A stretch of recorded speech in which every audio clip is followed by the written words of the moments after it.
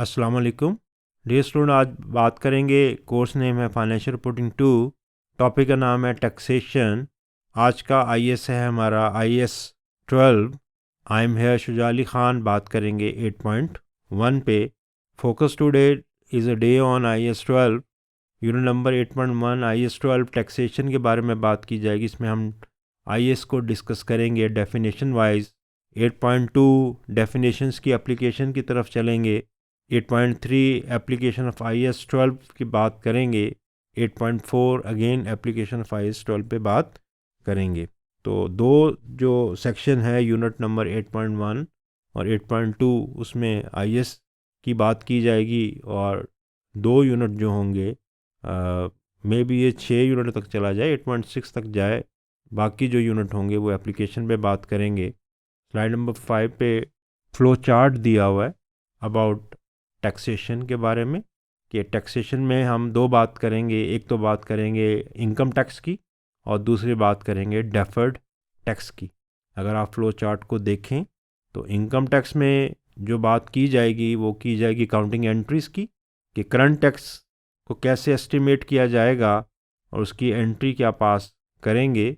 अगर under provision है तो कैसे उसको मेकअप करेंगे, और अगर ओवर प्रोविजन है तो कैसे उसको मेकअप करेंगे। करंट टैक्स की जहाँ तक बात है तो आप एस्टिमेट करेंगे ऑन टैक्सेबल प्रॉफिट और इसकी एंट्री पास करेंगे income tax expense to income tax provision current. अगर ओवर प्रोविजन है, लास्ट टाइम आपने लास्ट ईयर में ओवर प्रोवाइड किया हुआ था, तो इसकी रिवर्सल एंट्री आप कर देंगे income tax provision to income tax expense prior के नाम से। और अगर अंडर प्रोवाइड किया था आपने लास्ट ईयर में तो मेकअप करेंगे और उसकी एंट्री आप पास करेंगे income tax expense prior to income tax provision credit. तो साथ साथ आप इसको बनाते जाएं अपनी नोटबुक पे। तो करंट टैक्स के लिए आपकी एंट्री होगी income tax expense current to income tax provision. Over provision के लिए आपकी एंट्री होगी income tax provision to income tax expense prior. और अंडर अगर आपने प्रोवाइड किया हुआ लास्ट ईयर से, लास्ट ईयर में आपने कम टैक्स प्रोवाइड किया था, तो मेकअप करने के लिए अब आप एंट्री पास करेंगे income tax expense prior to income tax provision. Defer tax को कैलकुलेट करने की 3 अप्रोचेज़ हैं, balance sheet approach, income statement approach और शॉर्टकट। तो ज़्यादातर हम यूज़ करेंगे बैलेंस शीट अप्रोच को, इनकम स्टेटमेंट अप्रोच को भी गो थ्रू करेंगे। तो डेफर टैक्स को दो तरीक़ों से आप कैलकुलेट कर सकते हैं, एक बैलेंस शीट अप्रोच और एक इनकम स्टेटमेंट अप्रोच। हमारा जो फोकस होगा मेन वो बैलेंस शीट अप्रोच के ऊपर होगा, क्योंकि आईएएस 12 बैलेंस शीट अप्रोच की बात करता है। डेफर्ड का मतलब होता है पोस्टपोन करना, यानी टैक्स लाइबिलिटी को for the time being postpone किया जा सकता है अगर अकाउंटिंग प्रॉफिट में और टैक्सेबल प्रॉफिट में डिफरेंस है। अगर ये दोनों प्रॉफिट सेम है, अकाउंटिंग प्रॉफिट और टैक्सेबल प्रॉफिट दोनों सेम है, तो फिर डेफर्ड टैक्स राइज नहीं होगा। लेकिन अगर अकाउंटिंग प्रॉफिट और टैक्सेबल प्रॉफिट जो है उसमें डिफरेंस है, क्योंकि टैक्स अथॉरिटीज़ कुछ एक्सपेंसेस ऐसे होते हैं जिनको अलाउ करती है, कुछ को डिसअलाउ कर देती है, तो उनकी फ्रीक्वेंसी बाज़ दफ़ा मुख्तलिफ होती है एक्सपेंस की रिकग्निशन के पॉइंट ऑफ व्यू से। क्योंकि टैक्स प्रॉफिट जो है या टैक्सेबल प्रॉफिट जो है वो टैक्स लॉज एंड रूल्स के मुताबिक कैलकुलेट किया जाता है, जबकि अकाउंटिंग प्रॉफिट के लिए जो रूल्स यूज़ किए जाते हैं वो आईएएस आईएफआरएस के रूल्स, प्रिंसिपल्स, कॉन्सेप्ट्स यूज़ किए जाते हैं। तो मोस्ट प्रोबेबली दोनों के प्रॉफिट में डिफरेंस हो। अकाउंटिंग प्रॉफिट वो प्रॉफिट जो कि आप अपने अकाउंटिंग इंफॉर्मेशन से कैलकुलेट करें, और टैक्सेबल प्रॉफिट वो प्रॉफिट जो कि टैक्स डिपार्टमेंट असेस करे, इसमें डिफरेंस हो सकता है। वाई ड्यू टू डिफरेंसेस, दो तरह के डिफरेंसेस होते हैं, एक को टेम्परेरी डिफरेंसेस कहते हैं, एक को परमानेंट डिफरेंसेस कहते हैं। परमानेंट डिफरेंसेस तो वो डिफरेंसेस होंगे जो आज भी डिफरेंस क्रिएट कर रहे हैं और आने वाले दिनों में भी डिफरेंस क्रिएट करेंगे, जिसको कि हम कहते हैं सिंपल अल्फाज में डिसअलाउड एक्सपेंसेस और इनकम। कुछ ऐसे एक्सपेंसेस होते हैं, कुछ ऐसी इनकम्स होती हैं जो टैक्स डिपार्टमेंट अलाउ नहीं करता, ना आज करेगा, ना करंट ईयर में करेगा, ना आने वाले किसी सालों में करेगा। तो उसकी वजह से जो आपके प्रॉफिट में और टैक्सेबल प्रॉफिट में डिफरेंस आ रहा होता है उसे परमानेंट डिफरेंस कहते हैं। डेफर्ड टैक्स परमानेंट डिफरेंस की वजह से अराइज नहीं होता। डियर स्टूडेंट, इसको याद रखिएगा, परमानेंट डिफरेंसेस की वजह से डेफर्ड टैक्स अराइज नहीं होता, टेम्परेरी डिफरेंस की वजह से डेफर्ड टैक्स अराइज होता है। अब टेम्परेरी डिफरेंसेस दो तरह के होते हैं, एक को कहते हैं टैक्सेबल टेम्परेरी डिफरेंसेस और एक को कहते हैं डिडक्टेबल टेम्परेरी डिफरेंसेस। यानी एक को कहते हैं TDD और एक को कहते हैं DDT, टैक्सेबल टेम्परेरी डिफरेंस और डिडक्टेबल टेम्परेरी डिफरेंस। तो डेफर्ड टैक्स जो है वो टेम्परेरी डिफरेंस की वजह से एग्जिस्ट करता है, जिसको हम कहते हैं टैक्सेबल टेम्परेरी डिफरेंस और deductible temporary difference. Taxable temporary differences क्या होते हैं? When the carrying value of asset is greater than the tax base, जब आपके एसेट की कैरिंग वैल्यू ज़्यादा हो और टैक्स बेस कम हो तो वो जो डिफरेंस अराइज होगा उसे टैक्सेबल टेम्परेरी डिफरेंस कहते हैं। कि फ़र्ज़ करें आपने एक एसेट शो किया हुआ है 1000 रुपये का, जबकि टैक्स के पॉइंट ऑफ व्यू से वो एसेट की कैरिंग वैल्यू बनती है, टैक्स बेस बनती है TB जिसे कहेंगे 800, तो ये जो डिफरेंस होगा 200 का, इसे हम टैक्सेबल टेम्परेरी डिफरेंस कहेंगे। और टैक्सेबल टेम्परेरी डिफरेंस की वजह से deferred tax expense and liability create होगी। तो डेफर्ड टैक्स प्रोवाइड करने की क्या एंट्री होगी? अगर टैक्सेबल टेम्परेरी डिफरेंस है, डेफर्ड एक्सपेंस को डेबिट कर देंगे और डेफर्ड टैक्स लाइबिलिटी को क्रेडिट कर देंगे। तो deferred expense to deferred tax liability. On the other hand, अगर डिडक्टेबल टेम्परेरी डिफरेंस है जो कि कैरिंग वैल्यू लेस होगी टैक्स बेस से, कि अगर आपकी कैरिंग वैल्यू 800 है जो कि अकाउंटिंग रिकॉर्ड शो कर रही है, जबकि टैक्स बेस जो है वो आपकी 1000 है, तो इस केस में आपका डिडक्टेबल टेम्परेरी डिफरेंस होगा। और डिडक्टेबल टेम्परेरी डिफरेंस की वजह से राइज होता है deferred tax asset and deferred tax income. तो अगर TTD की वजह से डेफर्ड टैक्स राइज हुआ है तो फिर हम एंट्री पास करेंगे deferred expense to deferred tax liability. और अगर DDT की वजह से डेफर्ड टैक्स राइज हुआ है तो फिर एंट्री पास करेंगे deferred tax asset to deferred tax income. तो डिपेंड करता है कि किस डिफरेंस की वजह से डेफर्ड टैक्स एग्जिस्ट कर रहा है। इस फ्लो चार्ट को अच्छे तरीके से आप लिख सकते हैं अपनी नोटबुक पे, और इसी फ्लो चार्ट की मदद से फिर हम आने वाले यूनिट्स पे बात करेंगे। तो अगर फ़्लो चार्ट आपको समझ आ गया है किसी हद तक, तो फिर इसकी एप्लीकेशन की तरफ हम बात करेंगे।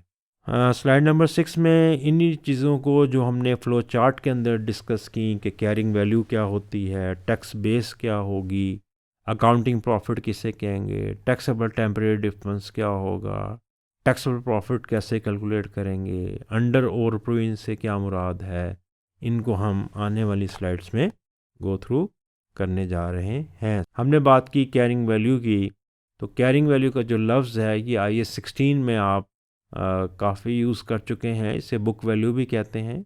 कॉस्ट माइनस एक्यूमुलेटेड डेप्रिसिएशन, अगर कॉस्ट में से एक्यूमुलेटेड डेप्रिसिएशन लेस कर दें तो उसे कैरिंग वैल्यू कहते हैं। और amount to be recognise as per accounting principles और रूल्स, और वो अमाउंट जो एसेट की आप रिकग्नाइज करेंगे by applying the IAS IFRS, उसको हम कहेंगे कि ये हमारी एसेट की कैरिंग वैल्यू है।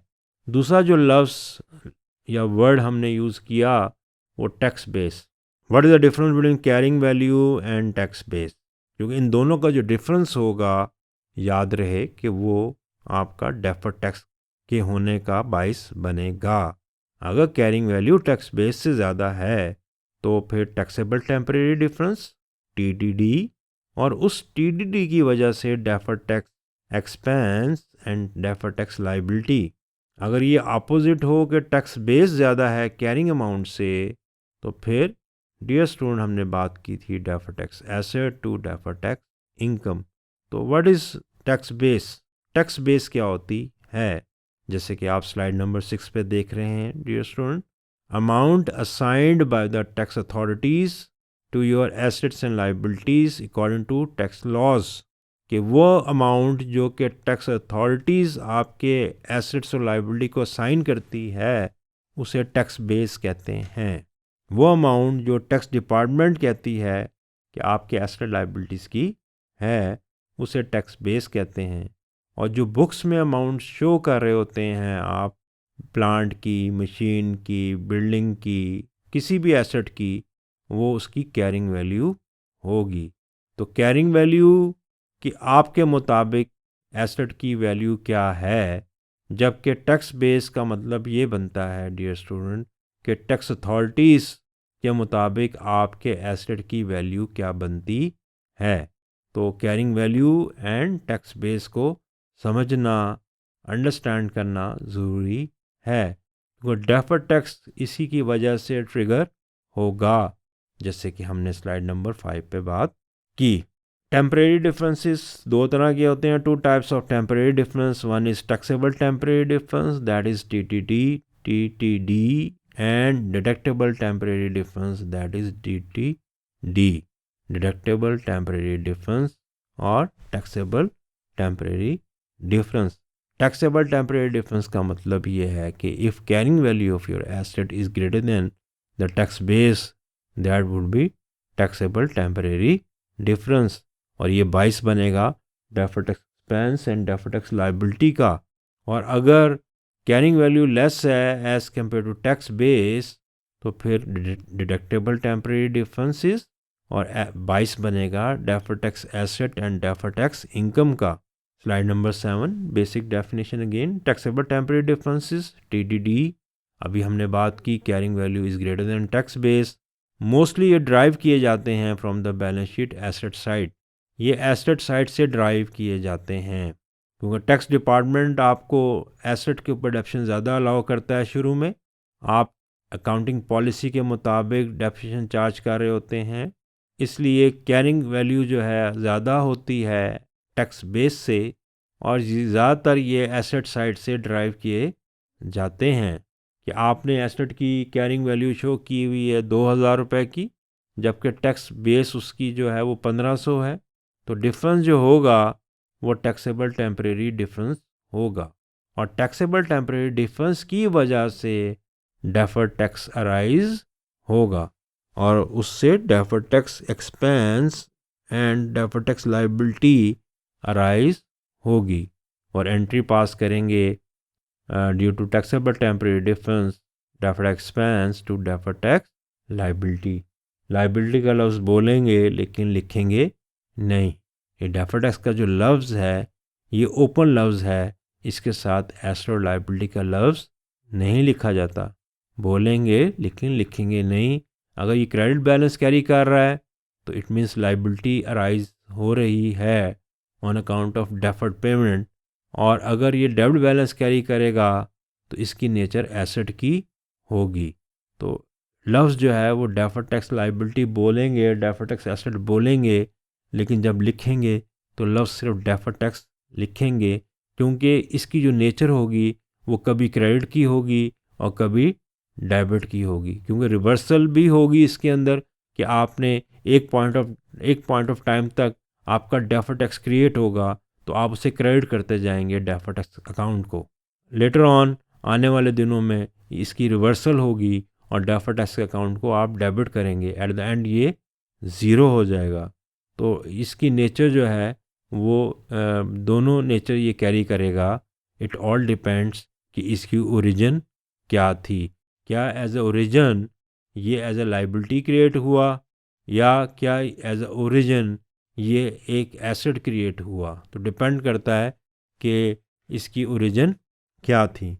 दूसरा जो डिफरेंस होता है उसे हम कहते हैं DTD, डिडक्टेबल टेम्परेरी डिफरेंस, और ये होता है when carrying value of asset is less than the tax base and these differences are mostly derived from balance sheet liability side, और ये बैलेंस शीट की लाइबिलिटी साइड से ड्राइव होते हैं, जिन्हें हम कहते हैं DTD, और इसकी वजह से क्रिएट होगा deferred tax asset and income. तो आप एंट्री क्या करेंगे डियर स्टूडेंट, एंट्रीज साथ साथ लिखते जाएं। वो एंट्रीज जो हमने स्लाइड नंबर 5 पे शो की फ्लो चार्ट की फॉर्म में, उसको लिख लें। और ये एंट्रीज जो हम साथ साथ बोल रहे हैं स्क्रीन पे तो नज़र नहीं आ रही, तो डेफर्ड टैक्स एसेट को डेबिट कर देंगे और डेफर्ड टैक्स इनकम को क्रेडिट कर देंगे। परमानेंट डिफरेंसेस जो होते हैं जो कि एग्जेम्प्ट, वो अमाउंट्स, वो एक्सपेंस इनकम जो एग्जेम्प्ट हो या डिसअलाउड हो बाय द टैक्स अथॉरिटीज़, उसे पीडी कहते हैं, परमानेंट डिफरेंसेस कहते हैं। यानी टैक्स अथॉरिटीज़ वो एक्सपेंस और वो इनकम जिसको डिसअलाउ कर दे आपको, उसे हम परमानेंट डिफरेंसेस कहते हैं। डेफर्ड टैक्स, याद रहे डियर स्टूडेंट कि डेफर्ड टैक्स हमेशा टेम्परेरी डिफरेंस से क्रिएट होता है। परमानेंट डिफरेंस से डेफर्ड टैक्स अराइज नहीं होता।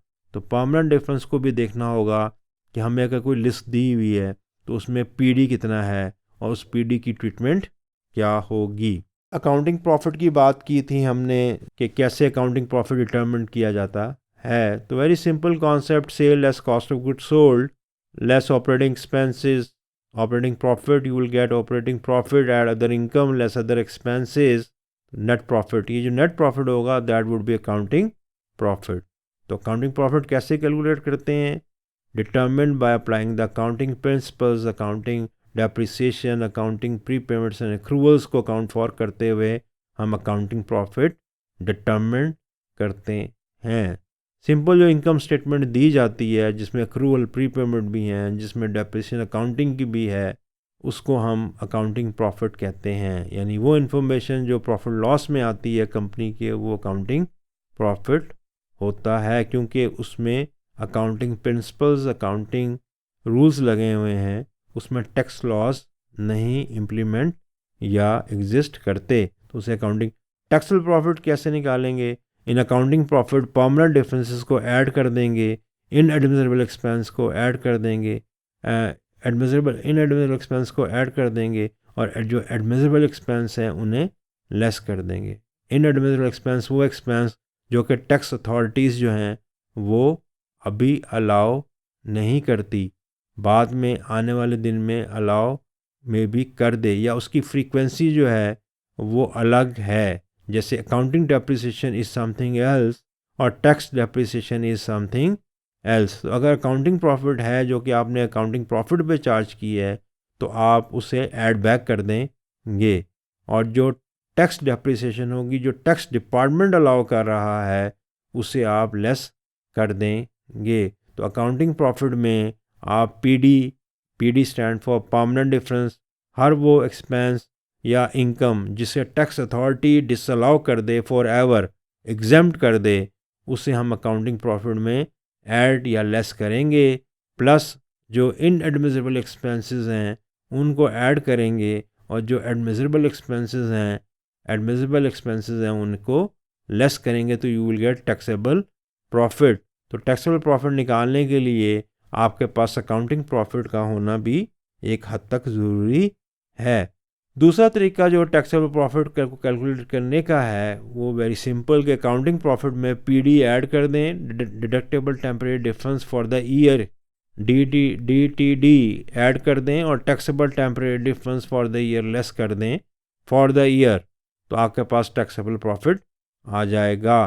टैक्सेबल प्रॉफिट निकालने के दो तरीके हैं। एक है अकाउंटिंग प्रॉफिट में पीडी ऐड कर दें, जो इनएडमिसिबल एक्सपेंसेस हैं उनको ऐड कर दें, जो एडमिसिबल एक्सपेंसेस हैं उनको लेस कर दें। और एक तरीका ये है अकाउंटिंग प्रॉफिट में पीडी ऐड कर दें, उसके अलावा जो डिडक्टेबल टेम्परेरी डिफरेंसेस हैं फॉर द ईयर, याद रहे फॉर द ईयर, उसे लेस कर दें, तो आपके पास टैक्सेबल प्रॉफिट आ जाएगा। इनएडमिसिबल एक्सपेंसेस कौन से होते हैं? Are those expenses which are not allowable now but allowable later on, or the frequency of allowability is different, कि उसकी फ्रीक्वेंसी अलग है, डिफरेंट है। अलाउ तो करता है टैक्स डिपार्टमेंट, उसको अलाउ तो करता है, लेकिन उसकी फ्रीक्वेंसी अलग है। For example accounting point of view से आप डेप्शन चार्ज करते हैं 10% स्टेट लाइन, जबकि टैक्स डिपार्टमेंट जो है वो आपको अलाउ करता है 20% WDV। तो इसका मतलब है दोनों काम तो एक ही कर रहे हैं, एक, या आप इस तरह समझ लें कि आप कहते हैं जी कि आपका जो एसेट है वो यूज़ होगा ओवर 10 ईयर्स। आपके एसेट की जो कॉस्ट है वो 1 लाख है और आप कहते हैं कि आपका ये एसेट 10 ईयर पे यूज़ होगा, तो हर साल कितनी डिडक्शन चार्ज करेंगे अकाउंटिंग पॉइंट ऑफ व्यू से? Over 10, C minus S divide by useful life, 10 year है तो हर साल आप 10,000 की डिडक्शन चार्ज करेंगे। ये जो डिडक्शन होगी इसे अकाउंटिंग डेप्रिसिएशन कहा जाएगा। टैक्स वाले कहते हैं जी कि आप 5 ईयर के ऊपर इसको चार्ज करेंगे, तो जब आप 5 ईयर पर डिवाइड करेंगे तो ये 20,000 अमाउंट बनेगी पर एनम। तो जो इनएडमिसिबल एक्सपेंसेस हैं वो आप ऐड बैक कर देंगे जो आपने चार्ज किए होंगे already in the profit loss account, और जो वो अलाउ कर रहा है जिस फ्रीक्वेंसी पे वो अलाउ कर रहा है उसे लेस कर देंगे, यानी 10,000 आप ऐड बैक कर देंगे और जो अलाउ कर रहा है वो जिस फ्रीक्वेंसी पे वो अलाउ कर रहा है उसे लेस कर देंगे, तो आपके पास टैक्सेबल प्रॉफिट आ जाएगा। तो एडमिसिबल एक्सपेंस की डेफिनेशन दी हुई है, are those expenses which are allowable as per tax laws और rules, for example tax depreciation 25% per annum for the tax point of view. तो जो टैक्स डिपार्टमेंट आपको खर्चा अलाउ कर रहा है उसे एडमिसिबल एक्सपेंस कहते हैं, और जो टैक्स डिपार्टमेंट जिस फ्रीक्वेंसी पे अलाउ नहीं कर रहा उसे इन एडमिसिबल एक्सपेंस कहते हैं। तो इन एडमिसिबल एक्सपेंस और एडमिसिबल इनकम जो है वो ऐड कर देंगे, और जो एडमिसिबल एक्सपेंस और इन एडमिसिबल इनकम होगी उसे लेस कर देंगे, तो you will get the taxable profit by including also the PD, and the PD is permanent difference. Current tax कैसे निकालेंगे, जिसकी एंट्री आपने देखी थी कि जब आप करंट टैक्स प्रोवाइड करेंगे, जब करंट टैक्स आप एस्टिमेट करेंगे, जब करंट टैक्स की आप प्रोविजन मेड करेंगे, तो उसको आप टैक्स रेट जो दिया होगा उसको अप्लाई करेंगे टैक्सेबल प्रॉफिट। और टैक्सेबल प्रॉफिट कैसे निकालेंगे इसका तरीक़ाकार हमने आपको बताया कि टैक्सेबल प्रॉफिट कैसे कैलकुलेट किया जाएगा। तो ये जो आपके पास एब्रीवेशंस हैं, जो इसके फार्मूले बनाए गए हैं, जो इसकी इक्वेशंस बनाई गई हैं, उनको भी आप साथ साथ अपनी नोटबुक पे लिस्ट डाउन करते जाएं, ताकि जब आप इसकी एप्लीकेशन में जाएं तो एक तो आपकी टर्मिनोलॉजी जो है वो ठीक हो चुकी हो, प्लस किसी हद तक आपका जो कॉन्सेप्ट है वो भी बेहतर हो चुका हो। Deferred tax, difference between the accounting profit tax and the taxable profit tax in the form of deferred expense and liability और tax asset and deferred tax income. तो अगर अकाउंटिंग प्रॉफिट में और टैक्सेबल प्रॉफिट में difference है तो वो बाइस बनेगा deferred एक्सपेंस एंड लाइबिलिटी का, या फिर वो बनेगा बाइस tax asset and deferred tax income का, deferred टैक्स एसेट का और deferred टैक्स इनकम का। तो डिपेंड करता है कि कैरिंग वैल्यू टैक्स बेस से ज़्यादा है या डिफरेंस अकाउंटिंग प्रॉफिट में और टैक्स प्रॉफिट में कितना है। हमने बात की थी 2 approaches for deferred tax, one is balance sheet approach, the other one is income statement approach. Balance sheet approach के ये 9 स्टेप्स दिए हुए। सबसे पहला स्टेप नंबर 1, आप बैलेंस शीट अप्रोच में डेफर्ड टैक्स कैलकुलेट करने के लिए वर्कशीट बनाएंगे और एसेट लाइबिलिटीज़ को लिस्ट डाउन करेंगे। नंबर 2 में आप आइडेंटिफाई करेंगे टैक्सेबल टेम्परेरी डिफरेंस TDD, और फिर आप डिडक्टेबल टेम्परेरी डिफरेंस को भी आइडेंटिफाई करेंगे। ना सिर्फ ये कि आप TDD को आइडेंटिफाई करेंगे एंड DTD को आइडेंटिफाई करेंगे, प्लस आप PD को भी आइडेंटिफाई करेंगे। IAS 12 ये कहता है if economic benefit is not taxable the carrying value and tax base will be same. In that case permanent difference जो है वो राइज होगा। तो आपने एक तो TDD को आइडेंटिफाई करना है, DTD को आइडेंटिफाई करना है और PD को आइडेंटिफाई करना है। टैक्सेबल टेम्परेरी डिफरेंस कब होते हैं? जब कैरिंग वैल्यू ज़्यादा होती है टैक्स बेस से। और डिडक्टेबल टेम्परेरी डिफरेंस क्यों अराइज होते हैं? कि जब आपके जो कैरिंग अमाउंट है वो लेस हो टैक्स बेस के। PD डेफर्ड टैक्स क्रिएट करने में उसका कोई अमल दखल नहीं है। PD हर वो चीज़ होती है, हर वो एक्सपेंस इनकम PD होगा जो tax department straight forward disallow कर देगी। टेम्परेरी डिफरेंस में और परमानेंट डिफरेंस में बेसिक डिफरेंस ये है कि जो टेम्परेरी डिफरेंस है वो इन फ्यूचर रिवर्सेबल होते हैं, जबकि परमानेंट डिफरेंस अगर एग्जिस्ट कर रहा है तो वो आज भी आपकी और टैक्स की इनकम में एग्जिस्ट करेगा और आने वाले 5 साल 10 साल हमेशा वो डिफरेंस रहेगा। वो जो डिफरेंस रहेगा उसे हम परमानेंट डिफरेंस कहते हैं। तो शीट अगर आपने अच्छे तरीके से बना ली तो फिर आसानी होगी with reference to calculate the deferred tax liability from TDD. तो टीडीडी जो अभी आपने कैलकुलेट किया टैक्सेबल टेम्परेरी डिफरेंस, उस पे आप डेफर्ड टैक्स लायबिलिटी कैलकुलेट करेंगे by applying the tax rate. Similarly deferred tax asset भी आप कैलकुलेट करेंगे डीटीडी से कैलकुलेट करेंगे, दोनों चीज़ें कैलकुलेट करेंगे और जो डिफरेंस होगा वो नेट होगा। उसमें opening closing deferred tax balance अगर आपके पास दिया हुआ है तो ऐड लेस कर दें, तो आपके पास डेफर्ड टैक्स एक्सपेंस और इनकम फॉर द ईयर आ जाएगी। तो ये शीट के ऊपर जो आपके पास बैलेंस शीट अप्रोच के स्टेप्स दिए हुए हैं, इनको आप अच्छे तरीके से रिप्रोड्यूस कीजिएगा, अपनी नोटबुक पे लिखिएगा और फिर इसको ड्रिल आउट कीजिएगा। प्लस जो एब्रीवेशन हम यूज़ करेंगे आने वाले यूनिट्स के अंदर वो टीटीडी, डीटीडी, पीडी, ये carrying value, tax base, TB, तो ये चीज़ें हम यूज़ करेंगे। तो इसके बारे में आपको बेसिक नॉलेज होना चाहिए। इनकम स्टेटमेंट अप्रोच में कैसे करेंगे कि difference between tax rate apply on the accounting adjusted profit, यानी पीडी को अकाउंटिंग प्रॉफिट में ऐड लेस करके आप टैक्स रेट अप्लाई करेंगे, and tax rate apply on taxable profit, जो टैक्सेबल प्रॉफिट आपने कैलकुलेट किया है उस पर टैक्स रेट अप्लाई करेंगे। Adjusted accounting profit with reference to PD आप रेट अप्लाई करेंगे और टैक्सेबल प्रॉफिट जैसे आपने कैलकुलेट किया उस पर आप रेट अप्लाई करेंगे। जो अमाउंट आपके पास ग्रेटर है, फर्ज करें tax rate apply on accounting adjusted profit से जो टैक्स बनता है वो आपका बनता है 20,000 का, जबकि टैक्सेबल प्रॉफिट पे जो आपका टैक्स लाइबिलिटी बनती है वो बनती है मे बी 16,000 की। तो बाकी जो 4,000 की अमाउंट होगी उसे हम कहेंगे deferred tax expense to deferred tax liability, क्योंकि आपने टैक्स कम कैलकुलेट किया taxable profit due to inadmissible expense और एडमिसिबल एक्सपेंसेस की वजह से, इसलिए जो बाकी टैक्स एक्सपेंस होगा उसे डेफर्ड के नाम से लाइबिलिटी साइड पे शो कर देंगे और टैक्स एक्सपेंस को डेबिट करेंगे 20,000 से और प्रोविजन फॉर टैक्सेशन करंट को क्रेडिट करेंगे 16,000 से। जो आपका डेफर्ड टैक्स लाइबिलिटी आएगी वो आप शो करेंगे 4,000।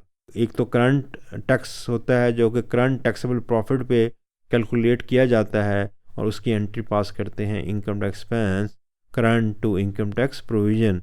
एक होता है अंडर प्रोविजन कि last year tax provision was under provided और estimate need to be adjusted in current year. तो लास्ट टाइम जो आपने टैक्स प्रोवाइड किया था, क्योंकि वो एक एस्टिमेट था, वो आपने कम प्रोवाइड कर दिया, तो उसको मेकअप करने के लिए आप अंडर प्रोविजन को पहले प्रोवाइड करेंगे और इसकी एंट्री पास करेंगे income tax expense prior to income tax provision. और प्रोविजन अगर आपने ज़्यादा प्रोवाइड की थी लास्ट ईयर में तो उसको मेकअप करने के लिए आप एडजस्ट करेंगे करंट ईयर में। तो last year provision was over provided और estimate need to be adjusted in the current year, तो आपने ओवर प्रोवाइड कर दिया, ओवर चार्ज कर दिया, ज़्यादा एस्टिमेट कर दिया ऑन अकाउंट ऑफ प्रोविजन, तो प्रोविजन को डेबिट कर देंगे फॉर टैक्सेशन और income tax expense dash prior के नाम से एक अकाउंट खोल देंगे। तो अंडर प्रोविजन भी हो सकती है और ओवर प्रोविजन भी हो सकती है। Need to adjust tax rate adjustment, change in the tax rate need to be adjusted in the opening balance of deferred tax, कि जो टैक्स रेट की एडजस्टमेंट आ रही है, जो टैक्स रेट चेंज हो रहा है, उसकी एडजस्टमेंट आपको opening balances of deferred tax में करनी पड़ेगी with reference to net differences, the difference between the taxable temporary difference and deductible temporary difference. तो ये था आज का बेसिक लेक्चर ऑन IAS 12 कि IAS 12 के अंदर जो है वो क्या चीज़ें एग्जिस्ट करती हैं with reference to income tax, current tax की अकाउंटिंग एंट्री क्या करेंगे, अंडर प्रोवाइड अगर आपने किया है तो उसकी क्या डबल एंट्री पास की जाएगी, अगर आपने ओवर चार्ज किया हुआ है प्रोविजन को पिछले सालों में तो उसकी एडजस्टमेंट कैसे की जाएगी। प्लस डेफर्ड टैक्स कैलकुलेट करने की 3 अप्रोचेस थी, जिसमें बैलेंस शीट अप्रोच जो है वो मोस्टली यूज़ की जाती है। अकाउंटिंग प्रॉफिट जहां डिफरेंस रखता हो टैक्सेबल प्रॉफिट के अंदर, वो रीज़न बनता है टेम्परेरी डिफरेंस का या परमानेंट डिफरेंस की वजह से। IAS 12 परमानेंट डिफरेंसेस को काउंट फॉर नहीं करता वाइल कैलकुलेटिंग डेफर्ड टैक्स, जबकि टेम्परेरी डिफरेंस जो है उसमें टैक्सेबल टेम्परेरी डिफरेंस को देखा जाएगा और डिडक्टेबल टेम्परेरी डिफरेंस को देखा जाएगा, और देखा जाएगा कि जी डेफर्ड टैक्स एसेट एक्सपेंस और लाइबिलिटी अराइज हो रही है या डेफर्ड टैक्स एसेट और इनकम अराइज हो रहा है। अगर तो TDD ज़्यादा हैं तो फिर deferred expense to deferred tax liability बोलेंगे, लिखेंगे नहीं लाइबिलिटी को साथ लाइबिलिटी, जबकि कैरिंग वैल्यू अगर टैक्स बेस से कम है तो फिर वो केस बनेगा deferred tax asset to deferred tax income.